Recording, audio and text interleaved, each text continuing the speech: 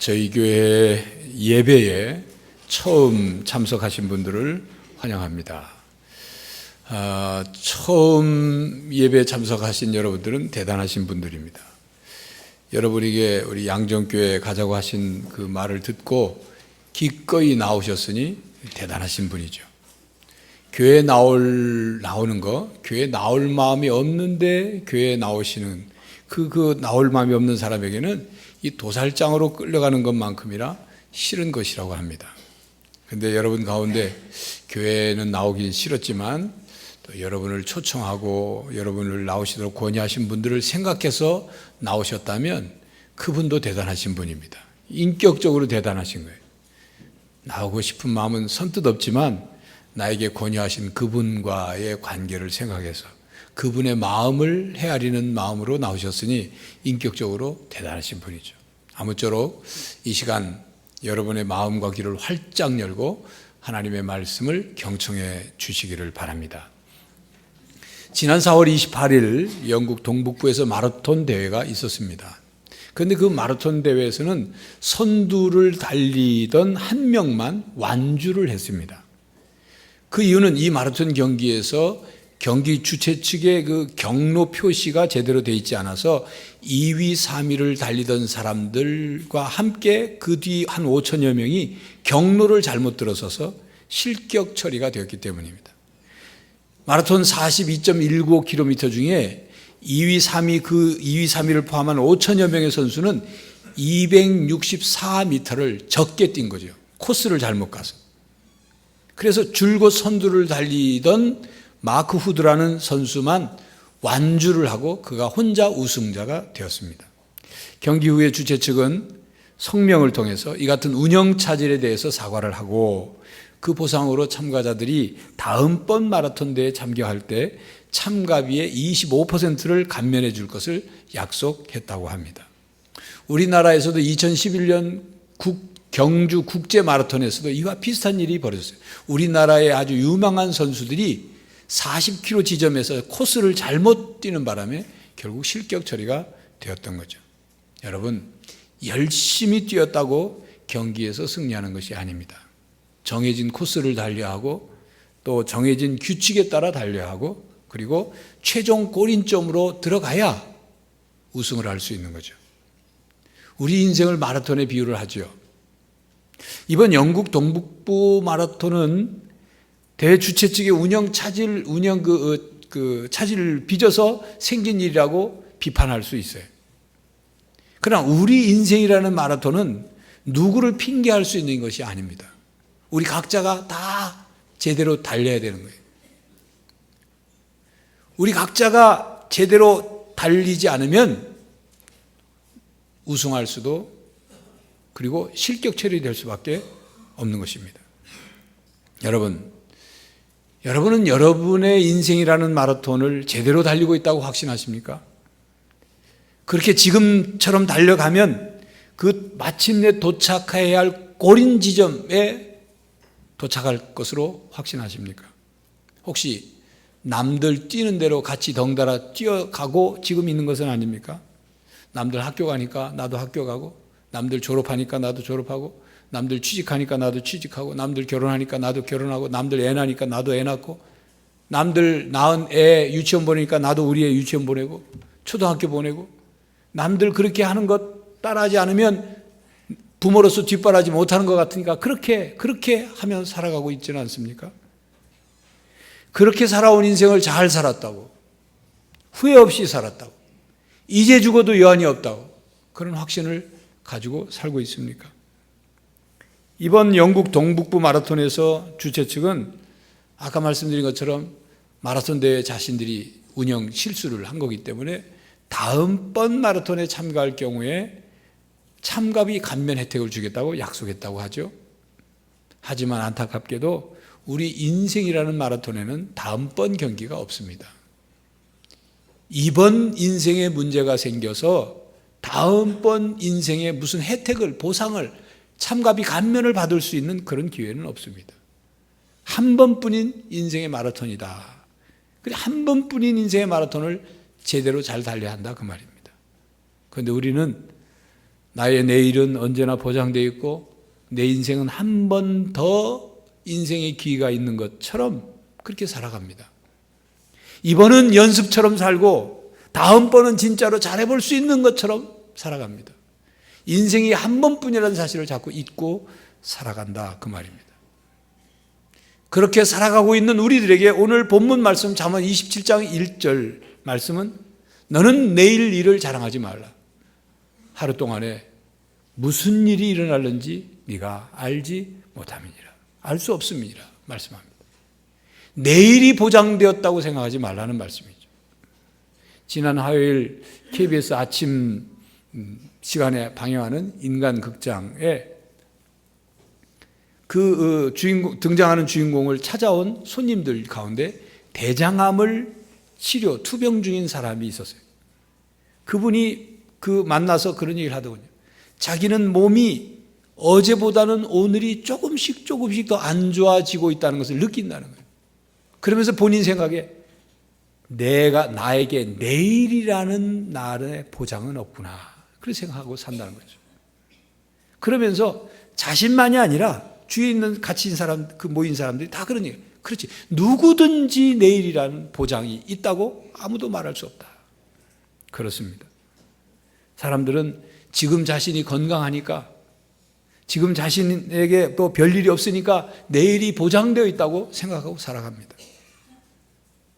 자신한테 아무 일이 일어나지 않기를 바라는 마음이 있다 보니까 내일 나에게는 아무 일도 일어나지 않을 거라고 그렇게 바라고 살고 있지요. 그러나 엄밀하게 객관적으로 말하면 어느 누구에게도 내일이라는 시간이 보장된 것은 아닙니다. 오늘이 내게 마지막 시간이고 삶의 마지막 기회일 수 있다 그 말입니다. 우리 인생이라는 마라톤을 여기까지 달려왔지만 여기까지일 수 있다 그 말이에요. 그것을 깨달아 아는 사람, 그래서 오늘이라는 시간을 소중히 여기는 사람이 지혜로운 사람입니다. 하나님을 믿고 예수님을 주로 믿으며 사는 신앙생활은 바로 인생의 지혜를 깨달으며 살아가는 삶입니다.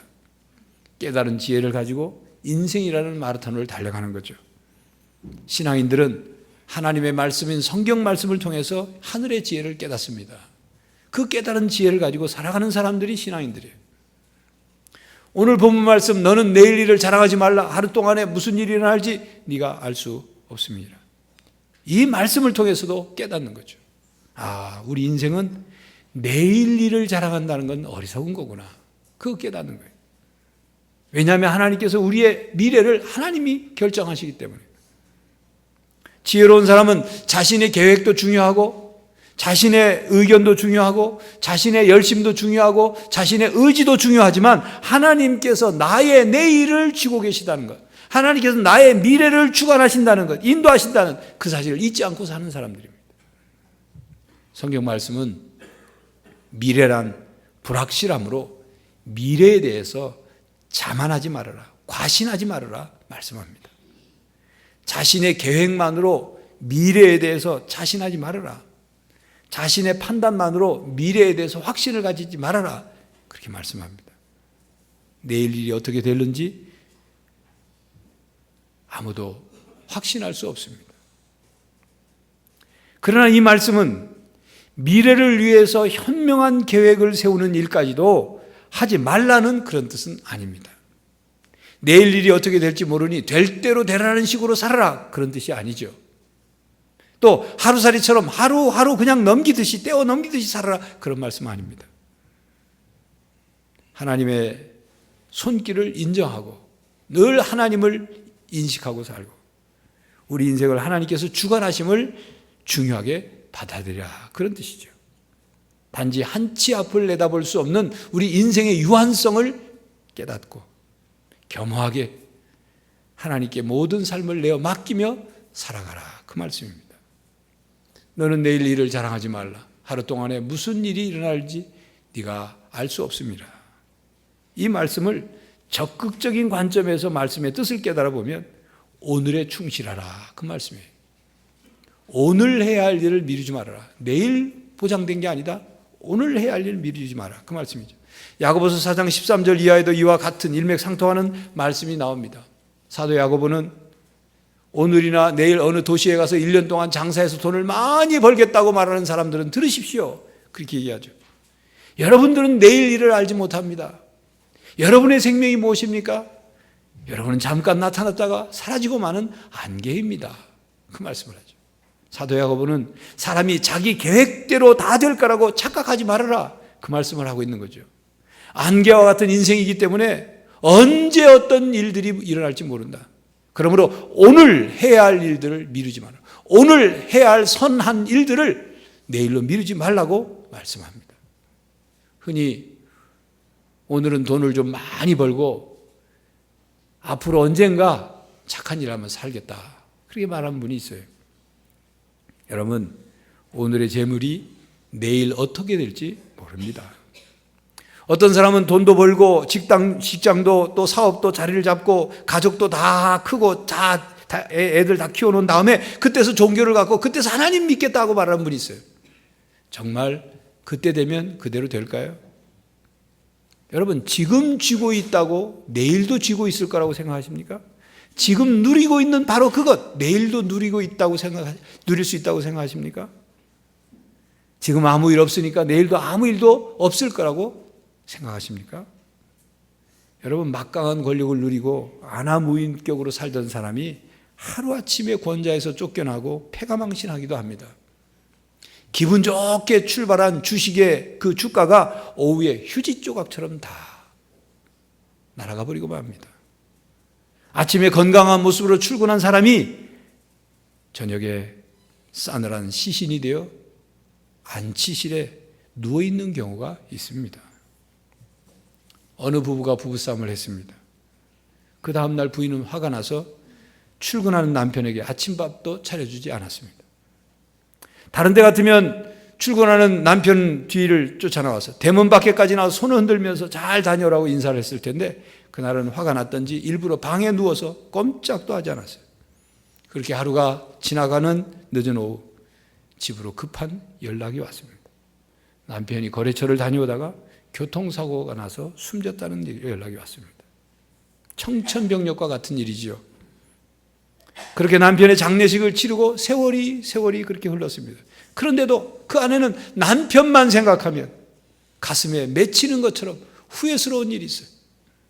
그날 아침, 남편의 출근하는 그날 아침, 남편에게 잘 갔다 오라는 인사를 하지 못한 채 그냥 누워서 남편의 마지막을 보냈던 그 자신을 후회하고 있는 거죠. 그런 남편과 자기와의 마지막 순간이 그렇게 마지막이 될 줄은 몰랐다는 거죠. 여러분, 오늘 무슨 일이 일어날지 모릅니다. 오늘의 기회를 놓치고 후회하지 마십시오. 시간은 빠르게 흘러갑니다. 여러분, 하마터면 죽을 뻔했던 경험으로 인해서 새로운 인생관을 갖게 된 사람들의 얘기를 들어본 적이 있습니까? 교통사고를 나서 죽음 직전에 아주 극심한 질병에 걸렸다가 겨우 살아난, 죽음의 문턱까지 갔다가 살아남은 사람들은 자신이 지금 살아있는 삶을 뭐라고 표현하면 덤으로 사는 삶이라고 표현을 합니다. 그런 경험을 한 분들은 자신이 오늘 지금 살아있다는 것, 살아서 새 날을 맞을 수 있다는 것에 대해서 너무나 감사하면서 살아갑니다. 하루하루가 소중한 시간이죠. 덤으로 받은 거니까. 여러분, 그러므로 우리는 하나님 앞에서 오늘 하루를 겸손하게 감사하며 살아야 합니다. 오늘이 지나가면 후회하지 않도록 내일만을 기다리지 말고 오늘 선한 일을 행하며 살아가는 성도들이 되시기를 간절히 바랍니다.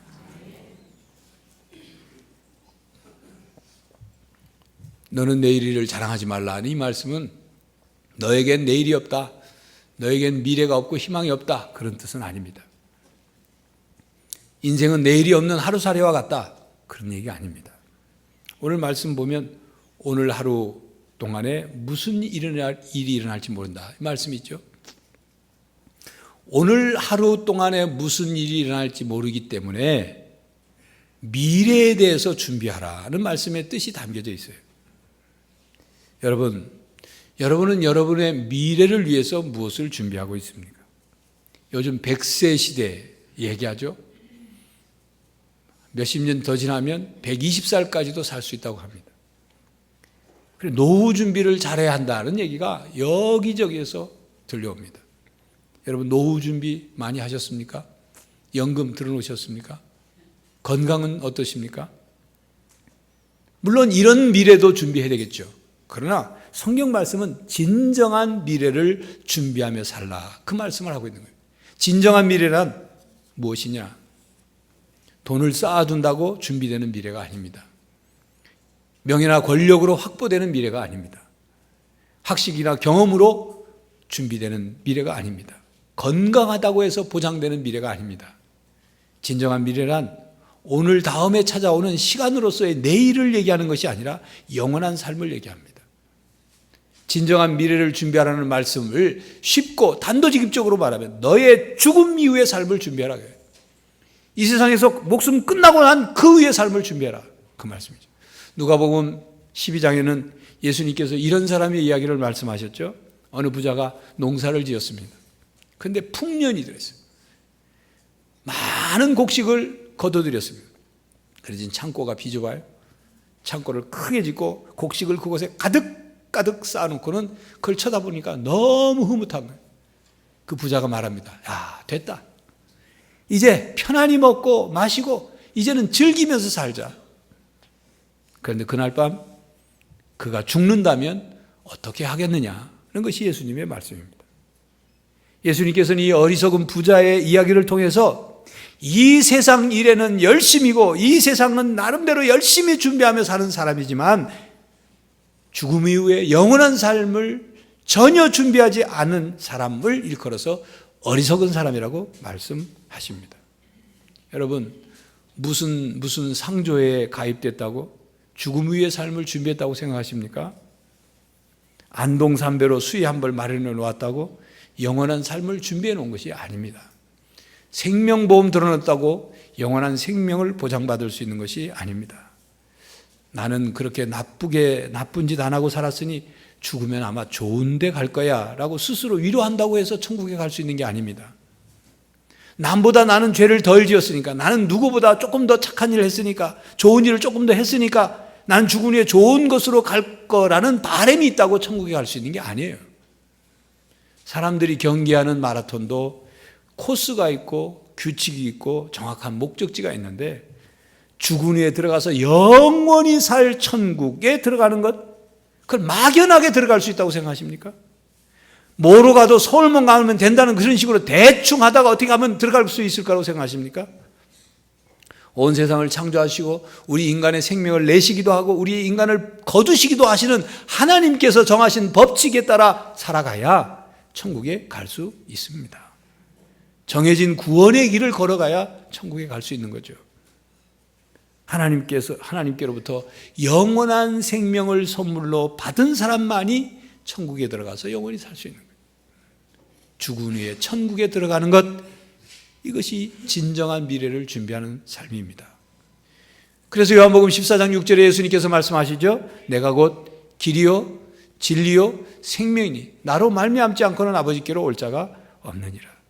예수님께서는 하나님 아버지가 계신 곳, 곧 하늘나라, 천국, 하나님 나라, 그곳에 가려면 예수님이 길이고 진리고 생명이기 때문에 예수님을 믿고 예수님을 통해서만이 갈 수 있다고 말씀합니다.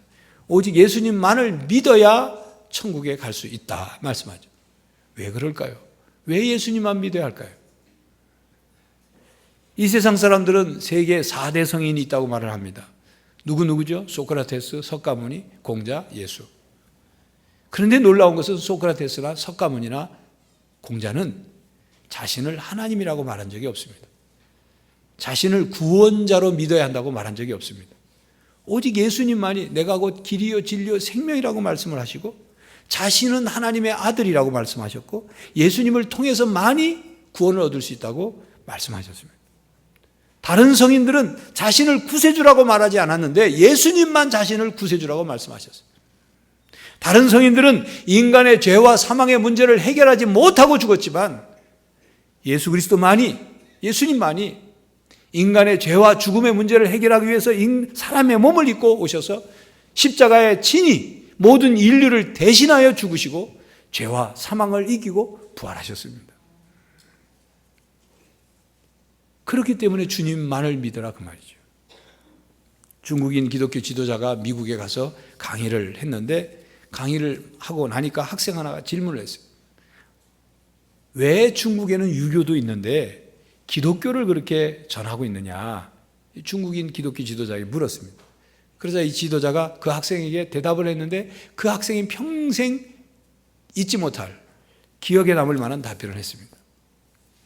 중국이 기독교를 전해야 되는 이유가 3가지가 있는데 첫 번째는 공자는 선생이었으나 그리스도는 구세주이기 때문에 전한다는 거죠. 중국은 선생을 필요로 하는 것이 아니라 구세주가 필요하기 때문이라는 것입니다. 둘째로 공자는 죽었으나 그리스도는 다시 사셨다. 그리고 중국은 바로 그 다시 살아나신 부활의 구세주가 필요하기 때문에 기독교를 전해야 한다.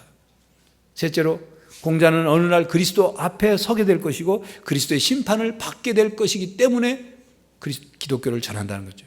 중국은 그리스도를 심판자로 만나기 전 먼저 구세주로 만나야 하기 때문에 복음을 전한다고 대답했습니다. 하루는 공자에게 제자 중에 한 사람이 물었죠. 우리에게 죽은 후의 세계를 좀 알려주십시오. 그랬더니 공자가 대답하는 말이 내가 이 세상의 일도 다 알지 못하는데 죽음 후의 일을 내가 어떻게 알아서 가르치겠느냐. 공자는 그래서 성인입니다. 솔직한 거죠. 자신의 한계를 알았고 자신이 알지도 경험하지도 못한 죽음 이후의 세계를 알지도 못하면서 가르치어서는 안 된다고 생각하기 때문에 그렇게 대답한 것이죠. 공자는 우리에게 인을 가르쳤어요. 사람의 도리를 가르쳤어요. 그러나 구원을 주진 못했습니다. 영원한 생명을 주진 못했습니다. 우리는 죽어서 예수 그리스도 앞에 심판의 주를 예수 그리스도를 만날 것이 아니라 살아있는 동안 구세주 예수님을 만나요. 구원을 얻은 사람이 되어야 되는 것입니다. 여러분, 서양 미국 사람인데 우리나라에 와서 수행을 하는 만행 스님이라는 외국인 중이 있어요. 하버드에서 화계사까지라는 책을 썼는데 그 책에도 그는 뭐라고 말하냐면 석가모니는 도를 찾아가는 구도자이지 구원자가 아니라 그렇게 말합니다.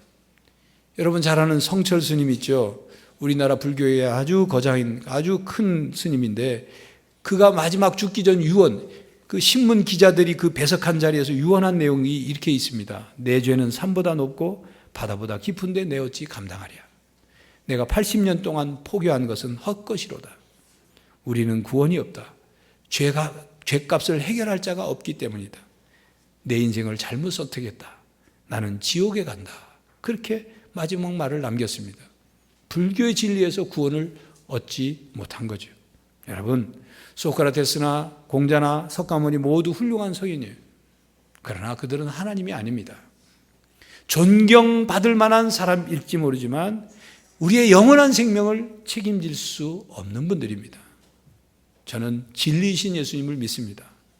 예수님에 관한 몇백 년 전, 몇천 년 전 예언된 예언들이 그대로 예수님을 통해서 예수님의 탄생과 생애와 죽음과 부활과 모든 삶을 통해서 다 이루어졌어요. 그래서 성경 말씀이 진리의 말씀인 거예요. 예수님께서 지금까지 말씀하신 대로 다 이루어졌습니다. 앞으로 이루어질 일에 대한 것도 분명히 다 그대로 이루어질 겁니다. 예수님의 가르침, 예수님의 말씀, 예수님의 하신 행동, 보여주신 삶, 이 세상에 오셔서 보여주신 신적인 능력들, 하나님이 아니면 하실 수 없는 그 신성들,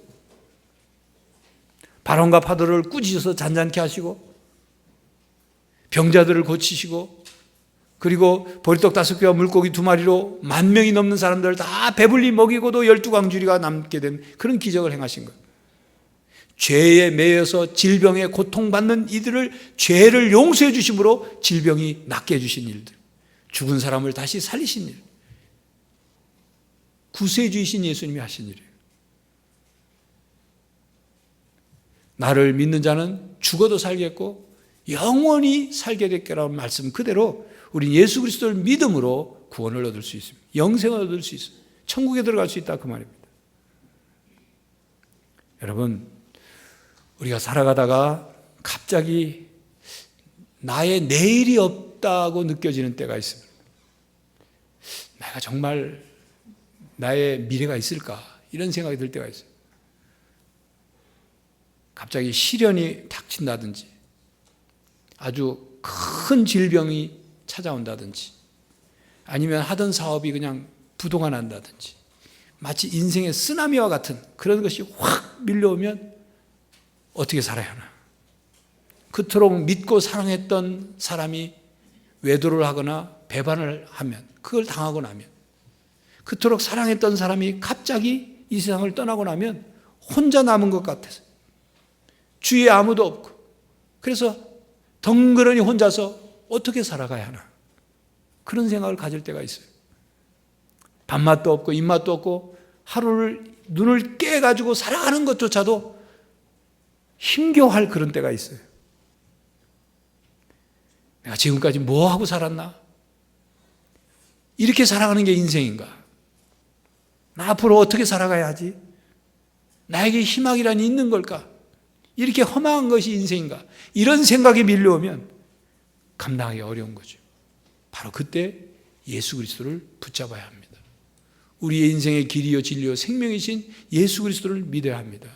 그 예수 그리스도의 가르침을 믿고 받아들여야 합니다. 그래서 가치 있는 인생을 살아야 하는 거예요.